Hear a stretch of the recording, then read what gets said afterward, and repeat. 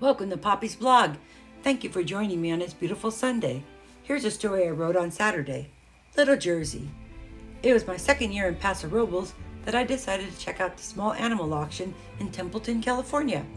As I drove into the parking lot of the auction, I had a flashback as a child going to the 101 livestock auction with my dad. I found a parking and went into the cafe to find a cup of coffee before the auction started.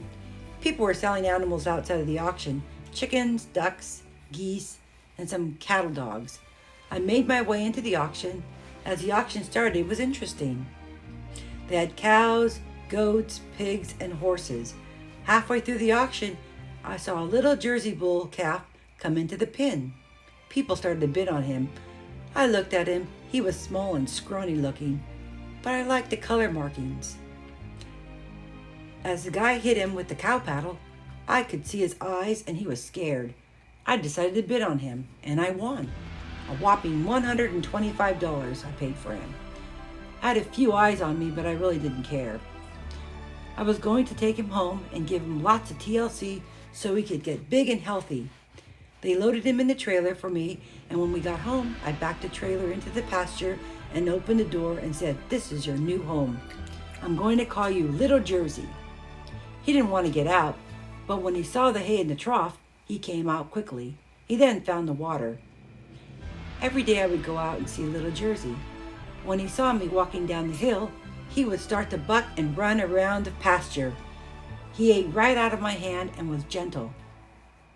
The neighbors watched as I fed him, and they would yell across the field, "He loves you!" While washing my dishes, I would look out the window to see what he was up to.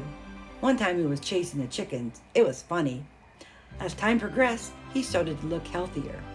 He was growing into a handsome Jersey bull. As I entered the pasture, I would talk with him, and he followed me around. As I checked a water trough, he would snuggle up against me.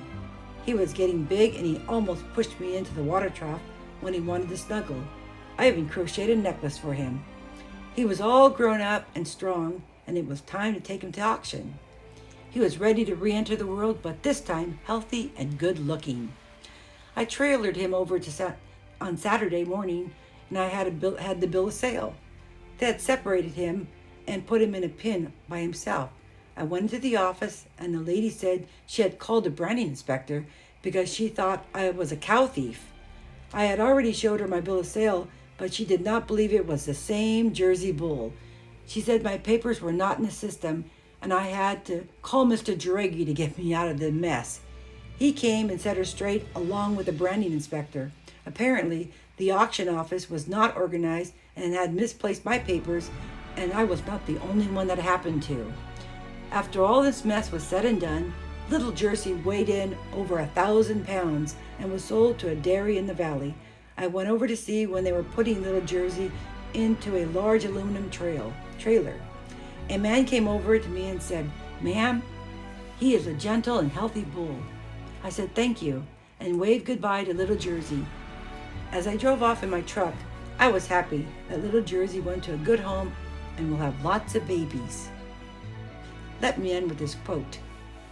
Having a tender heart in a tough world is a superpower. Come follow Poppy the Author, a country girl at heart, on Facebook, Instagram, and YouTube.